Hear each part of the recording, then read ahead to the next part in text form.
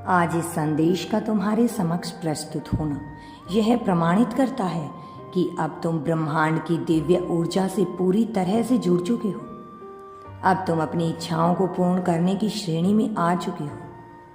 अब यह ब्रह्मांड तुम्हारी इच्छाओं को पूरा करने के लिए तुम्हारे साथ खड़ा है। अब तुम्हारी कल्पनाएं सार्थक रूप लेंगी।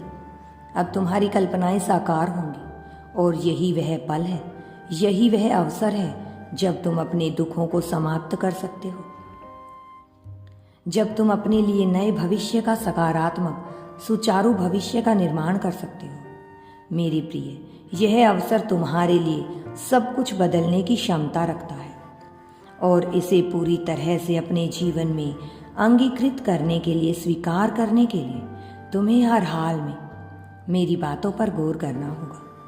मेरी प्रिय, क्यों ना हो, चाहे कैसी भी स्थिति क्यों ना हो, तुम्हें मेरा साथ देना होगा। तुम्हें कोई भूल नहीं करनी है।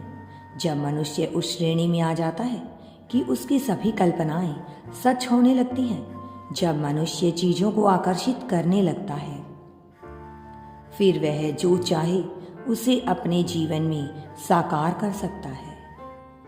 लेकिन इन क्षणों में उसे सबसे ज्यादा ध्यान देने की आवश्यकता है, क्योंकि मनुष्य ज्यादातर समय नकारात्मक चीजें ही सोचता और विचार करता है। इसलिए सर्वाधिक संभावना यह होती है कि वह इन क्षणों में नकारात्मक चीजों को ही आकर्षित करे, क्योंकि वह नकारात्मक चीजों की ही कल्पनाएं कर रहा होता है।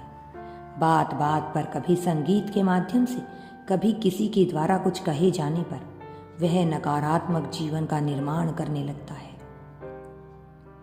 वह उसे आकर्षित करने लगता है और फिर वह शिकायत करता है कि उसे अच्छा अवसर नहीं मिला। वास्तव में उसे अच्छा अवसर तो प्रदान किया गया, लेकिन वह अच्छे अवसर का लाभ नहीं ले सका। इसलिए मेरी बच्ची, यदि तुम यूनिवर्स पर विश्वास करते हो तो कमेंट में धन्यवाद यूनिवर्स लिखकर चैनल को सब्सक्राइब करो। तुम्हारा कल्याण होगा।